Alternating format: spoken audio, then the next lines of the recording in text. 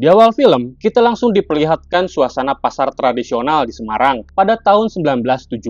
Nah, di pasar itu, terlihat pemilik toko kelontong bernama Sucipto yang tampak laris manis. Sedangkan di seberangnya, sebuah toko kelontong milik kakak ipar Sucipto bernama Sardi tampak sepi pembeli. Lah niki tak tambahi siji malih sabune kanggo ibu Lalu pada malam harinya, karena biaya operasi ginjal putranya tidak di-cover BPJS, Sucipto pun langsung memberikan uang hasil dagangannya pada sang istri bernama Marni yang sedang menggendong putri mereka bernama Syifa. Nah, di sini Marni tampak bersyukur karena putra mereka yang bernama Ardi akan bisa menjalani operasi. Semua pasti lancar, Ardi akan sehat ya. Singkat waktu setelah menjalani operasi pada pagi harinya, seorang suster yang melihat Ardi telah siuman langsung memanggil dokter. Namun, entah bagaimana, Ardi tiba-tiba direwaskan dengan penampakan aki-aki bermata bodas.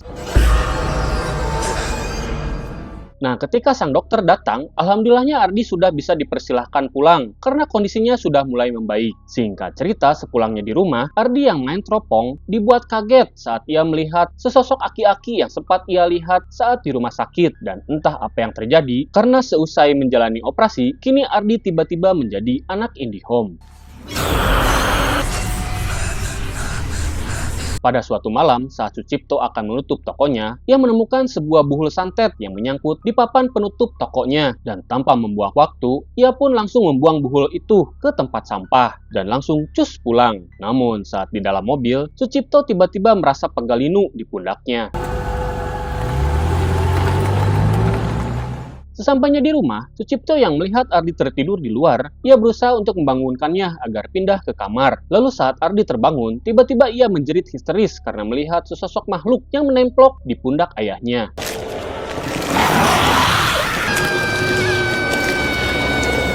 Keesokan harinya, Sucipto pun meminta bantuan orang pintar bernama Rustam. Dan di sini, Pak Rustam mengungkapkan kalau mata batin Ardi telah terbuka setelah menjalani operasi. Dan ia pun menambahkan, jika sosok yang semalam Ardi lihat itu merupakan setan yang dikirim untuk mengganggu bisnis toko Sucipto. Namun karena mata batin Ardi tidak bisa ditutup sepenuhnya, Rustam pun berkata, jika ia hanya bisa mempersempit penglihatan batinnya saja. Selain itu juga, Rustam pun mengingatkan untuk tidak membawa Ardi ke pasar yang selama ini menjadi arena adu magic. Dan bahkan yang paling parahnya lagi, banyak yang menggunakan santet untuk menyingkirkan saingannya. Mata batin Ardi terbuka setelah operasi. Mata batinnya iso ditutup, tapi jendela penglihatannya iso dipersempit. Singkat cerita, 13 tahun kemudian, kini Sucipto sudah hidup makmur berkat usaha toko kelontongnya di pasar. Bahkan, kini Ardi dan Syifa sudah beranjak remaja dan mereka pun kini memiliki seorang adik bernama Arif yang masih SD. Namun yang menariknya, si bontot ini suka banget sama cerita yang berbau mistis. Nah, saat sarapan bersama, Ardi yang belum membayar uang kuliah langsung meminta uang semester yang harus dibayar hari ini juga pada ibunya. Namun karena Marni tidak menyimpan uang, ia pun menyuruh Ardi untuk pergi ke pasar dan meminta uang pada ayahnya.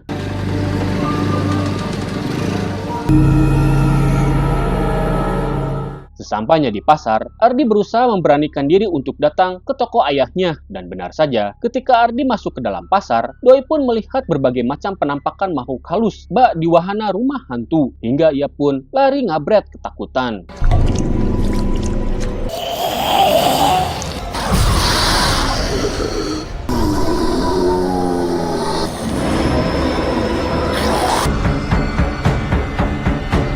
Ardi yang lari ketakutan tanpa sengaja menabrak seorang pedagang bernama Wicak. Dan meskipun Ardi sudah minta maaf, Pak Wicak itu malah amuk-amukan pada Ardi dan lalu pergi begitu saja. Lalu seorang warga yang menyaksikan kejadian itu memberitahu Ardi kalau Pak Wicak masih berduka karena anaknya telah meninggal. Matur suwun, Bu. Monggo. Bapak, ten peninggi, Mbak. Aku ingin ke mas. Oh, nggih, Mbak. Nggih. Suwun. Setibanya di toko, Ardi langsung menuju lantai atas dan tanpa sengaja mendengar pertengkaran sang ayah dengan Pak D-nya. Melihat hal itu, Ardi pun merasa bingung dengan sikap Pak D-nya itu. Namun di sini, Sucipto tetap menasehati serta memberi pengertian pada Ardi soal Pak D-nya itu. Lalu Ardi pun meminta uang kuliah pada ayahnya dan sang ayah pun langsung menuju sebuah ruangan yang tampak mencurigakan saat ia akan mengambil uang. Sepulangnya dari toko, Ardi yang berjalan pulang heran karena melihat wajah Pak Wicak yang menatapnya tajam ke arahnya. Lalu tiba-tiba, Sepurone, Mas. Nggih, Mas.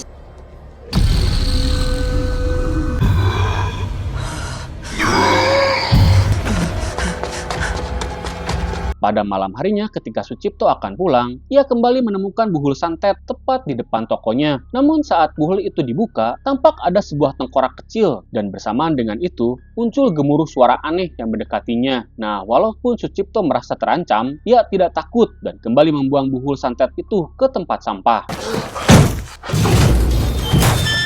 Podo maju kabeh.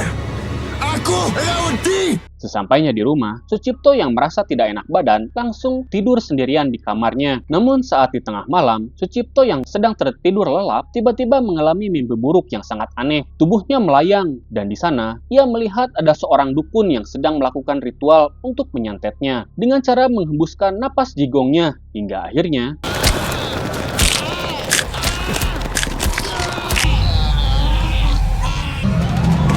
mendengar suara gaduh, Ardi langsung bergegas pergi ke kamar sang ayah. Namun tanpa ia sadari, ada bayangan tangan mengerikan terlihat di balik pintu. Keesokan paginya, keanehan kembali terjadi pada Sucipto yang sedang sarapan. Ia tiba-tiba muntah darah yang membuat si isi rumah pun panik. Mas.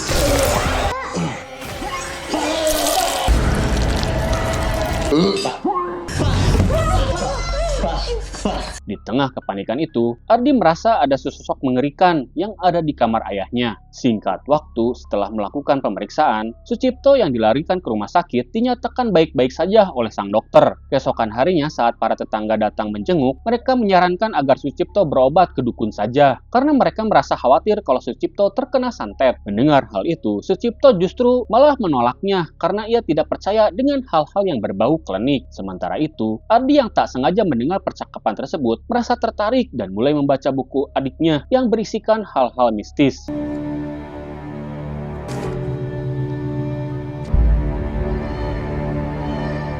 Nah, karena bapaknya sedang sakit, akhirnya Ardi mengantarkan ibunya untuk menjaga toko dan tanpa sengaja mereka bertemu dengan Pak Desardi yang langsung memberikan jamu untuk Sucipto. Lalu Marni pun menitipkan jamu tersebut pada anaknya. Namun Ardi yang mencurigai Pak D-nya itu yang telah menyantet bapaknya, ia pun langsung membuang jamu tersebut.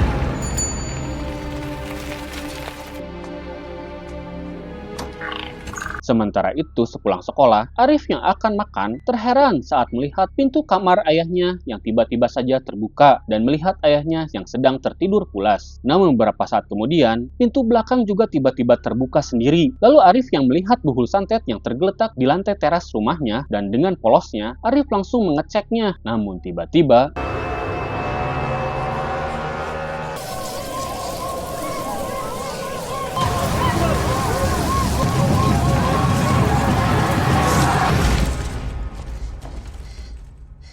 setelah kejadian itu, Arif pun jatuh sakit dan demam tinggi. Lantas karena demam Arif tak kunjung turun, Ardi pun mengajak sang ibu untuk membawanya ke dokter. Mendengar hal itu, si ibu pun berencana membawa Arif esok hari, sekalian melakukan check up pada si ayah. Nah, di tengah malam, Ardi terbangun saat ia mendengar adiknya yang ngigo karena sakit. Lalu saat Ardi akan mengganti kompres Arif, tanpa diduga, Ardi justru malah melihat hal yang janggal menimpa ayahnya.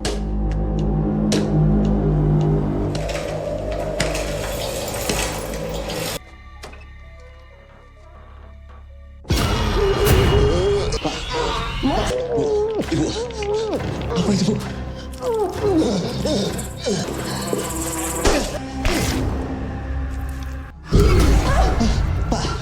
Di tengah kepanikan itu, Ardi langsung bergegas membangunkan Siva untuk membantu ibunya. Sementara, Ardi menelpon meminta bantuan ke rumah sakit. Keadaan semakin ruwet ketika Ardi justru mendengar rintihan Arif yang kesakitan dari kamarnya. Dan ternyata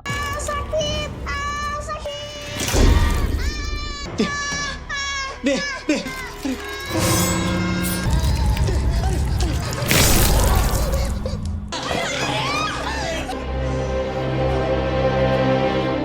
Innalillahi wa inna ilaihi rojiun. Mereka pun dibuat shock ketika mendapati si bungsu telah tewas secara mengenaskan. Seusai memakamkan Arif, Ardi yang melihat kehadiran padenya itu, ia langsung ambekan dan menuduh padenya lah yang telah menyantet keluarganya. Meskipun padenya membantah, namun Ardi yang emosi jiwa terus ngebacot dan mengusir padenya itu. Ibu, masih ingat dulu Pak Rustam? Mas takut.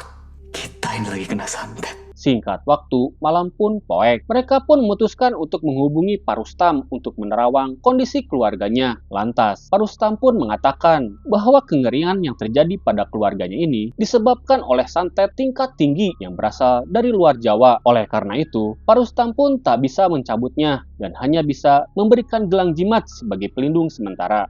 Saya nggak bisa cabut santetnya. Saya perlu cari tahu dulu santet apa ini. Nah, karena kedua orang tuanya sedang terguncang, akhirnya mau tidak mau Ardilah yang menjaga toko. Dan saat ia berjalan menuju toko, Ardi merasa jijik saat melihat Kang Baso yang sedang sibuk melakukan ritual sembur jigong ke dalam dagangannya. Tak hanya itu saja, Ardi pun melihat Ustadz Gadungan yang sedang sibuk melariskan salah satu toko kliennya.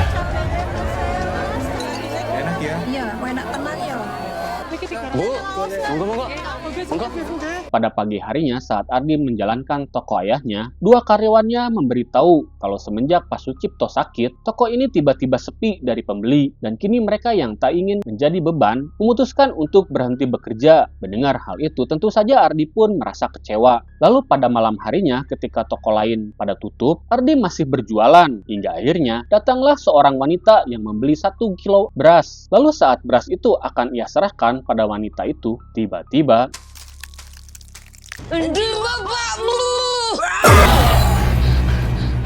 Ardi yang penasaran pun mencari sosok wanita jurik tadi dan ia pun heran saat melihat si jurik itu menuju toko Pak Wicak. Betapa syoknya Ardi saat ia memasuki toko itu. Ia justru menemukan ruangan yang berisi sesajen serta foto anaknya Wicak yang telah meninggal. Dan tak lama kemudian, Pak Wicak datang sembari ngebacot dan menuduh Sucipto sebagai penyebab kematian putrinya.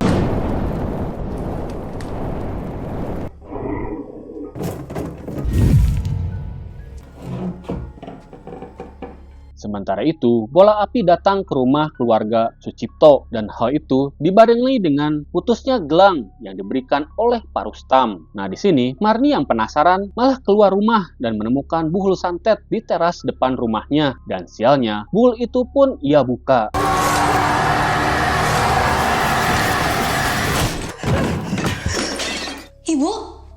Ibu kenapa ibu?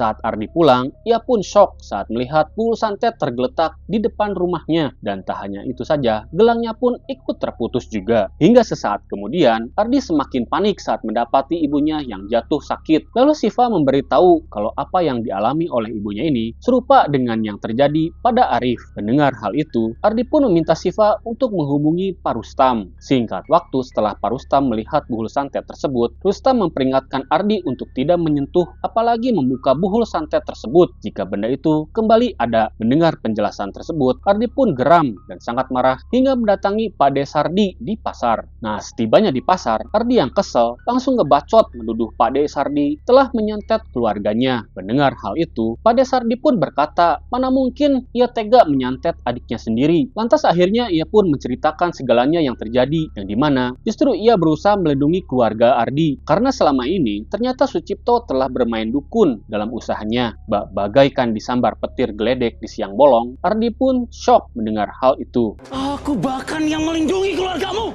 Bapakmu itu yang main santet. Lalu kemudian, Pak De Sardi pun menceritakan semua kejadian yang sebenarnya pada Ardi. Bahwa dulu saat Sucipto di PHK, ia meminta bantuan Sardi untuk berdagang di pasar. Namun saat dagangan Sucipto mulai ramai, ia mulai sering mendatangi kiriman santet dari para pesaingnya.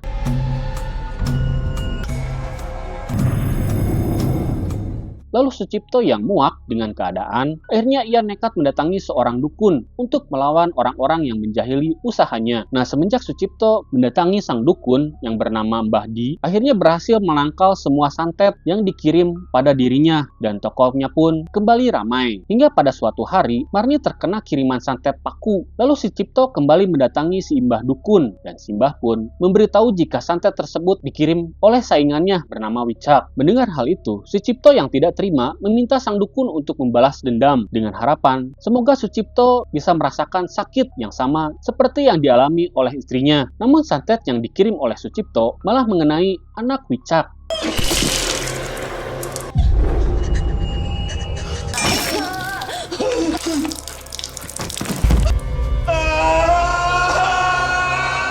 Dan setelah kejadian itu, Pak De Sardi merasa kini dukun yang dipakai oleh Wicak ternyata jauh lebih sakti dan lebih kuat. Namun sayang, walaupun sudah dijelaskan panjang kali lebar sampai mulut ngabudah, si Ardi ini malah tetap tidak percaya apa yang dikatakan Pak D-nya itu. Bapak aja dibawa ke orang pintar nggak mau. Pak D nggak usah karang cerita untuk menutupi kejahatan Pak D. Nek kowe ra percaya, apa sing ana ning ruangan bapakmu di atas? Dan benar saja, ketika Ardi membuka ruangan rahasia yang ada di ruang kerja ayahnya, Ardi pun tampak syok karena ia menemukan sesajen dan juga nomor telepon sang dukun. Bahkan Ardi pun berniat mendatanginya.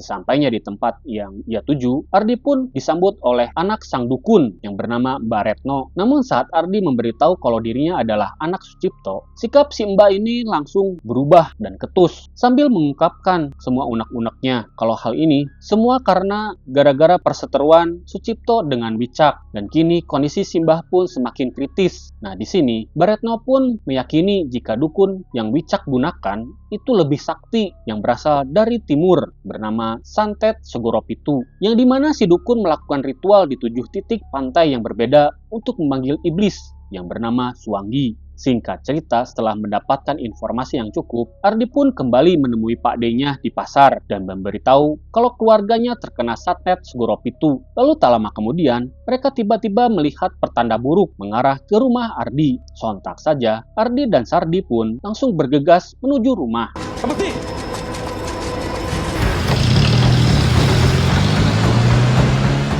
Sementara itu di rumah, Marni yang terbangun meminta Siva untuk membuat teh hangat. Namun sesaat kemudian, iblis Suanggi pun mulai menyerang Marni.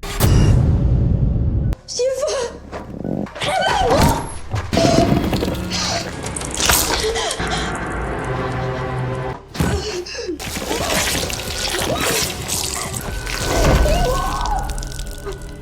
Astagfirullahaladzim. Betapa syoknya Siva saat melihat sang ibu tewas mengenaskan. Begitupun dengan Ardi dan Pak De Sardi yang baru saja datang. Sementara Sucipto hanya bisa menangis dan tak bisa berbuat apa-apa karena mengingat kondisi tubuhnya yang tak bisa bergerak.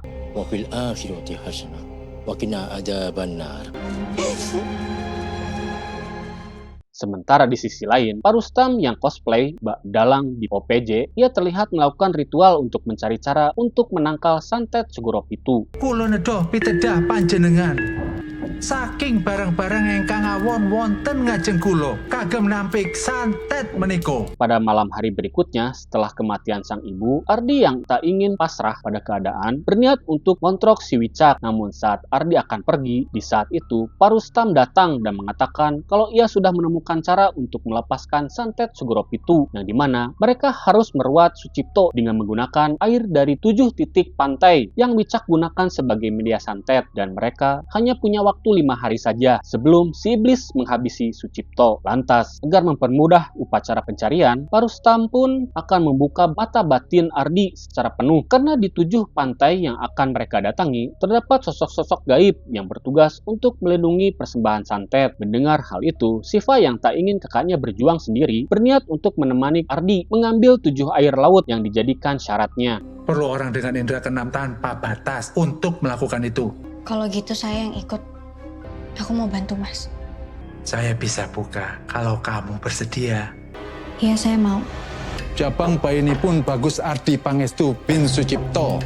Arep kagungan kerso arso bika langkung marem cokro mahkotani pun. Dateng piyambai pun inggih puniko setunggaling anugerah.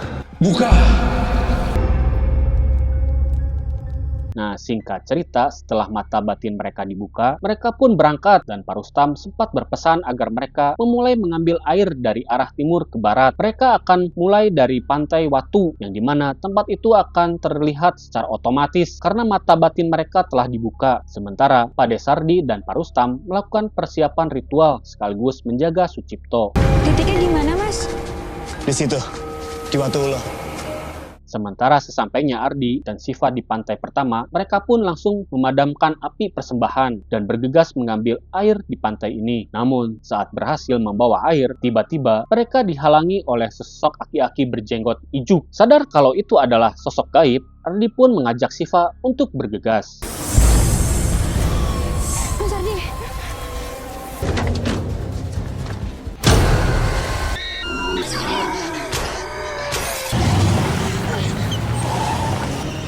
Setelah berhasil mendapatkan air di pantai kedua, Ardi dan Siva langsung kabur saat melihat sosok jin ireng yang menjaga tempat tersebut. Lalu pada malam harinya, saat Ardi mengambil air di pantai ketiga, Siva yang melihat kedatangan sosok jurik Nini Peot meminta Ardi untuk segera bergegas. Di hari kedua, mereka pun bergegas mengambil air di pantai keempat yang dijaga oleh Teteh Ngesot. Lalu pada malam harinya, Ardi dan Siva yang sedang mengambil air di pantai kelima langsung panik saat melihat teror dari sosok jurik Jebeo. Di hari ketiga, saat mereka mengambil air di pantai keenam, mereka diteror oleh sosok jurik gendut tanpa kepala. Hingga di hari keempat, di tengah rasa lelah, saat Ardi dan Siva mengambil air di pantai ketujuh, di sana mereka diteror dengan kemunculan tangan-tangan gaib yang keluar dari bawah pasir.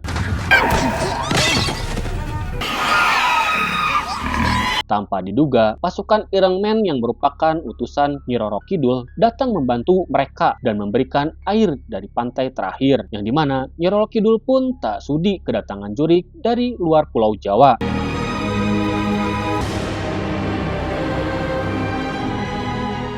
Singkat waktu, malam hari pun poek. Saat itu di rumah, jam menunjukkan pukul hampir jam 7 malam. Namun Ardi dan Siva belum juga datang. Di tengah kepanikan itu, mereka merasakan aura aneh yang mendekati rumah. Di tengah keanehan yang terjadi, Parustam pun bersiap melakukan ritual untuk menangkal santet yang dikirim oleh Wicak. Namun malangnya, hari sial tidak ada di kalender. Parustam pun harus tewas setelah kepalanya digeprek oleh iblis Suanggi.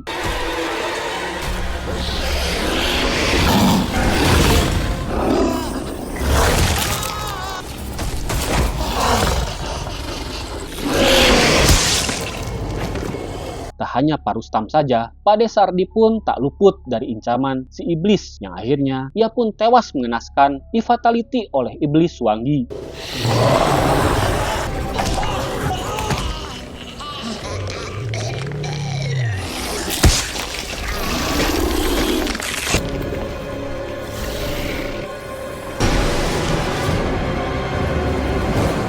Lalu Ardi dan Siva yang baru saja datang dibuat shock parah saat mereka melihat Pak Desardi dan Parustam telah tewas secara mengenaskan. Lalu tanpa membuang waktu, mereka pun langsung melakukan ritual ruatan pada Sucipto. Tirto Skorapito, Bade Musadani. Bade Musadani.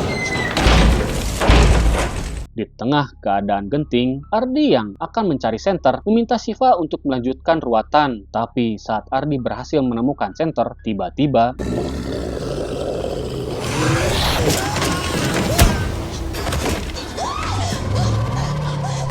Urusanmu denganku! Tirto Skorapito.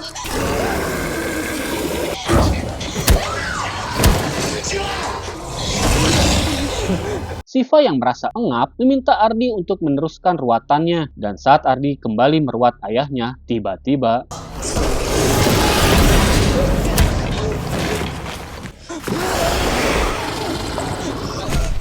Ardi, tolong Bapak. Bade Musadani!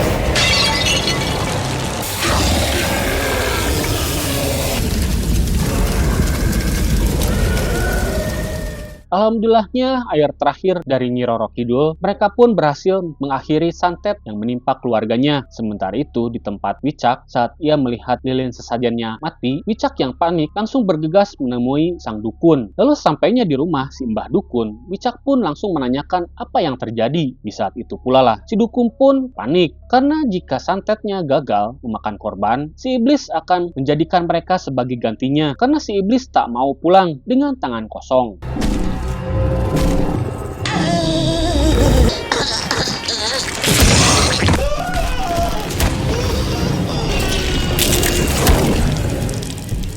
Setelah kondisi Sucipto membaik, Simbah Duku pun ikut membaik juga. Nah, di sini Sucipto pun memutuskan untuk insaf dan tidak lagi menggunakan penglaris ataupun pesugihan dan mengembalikan semuanya pada Mbah Dukundi dan film pun tamat.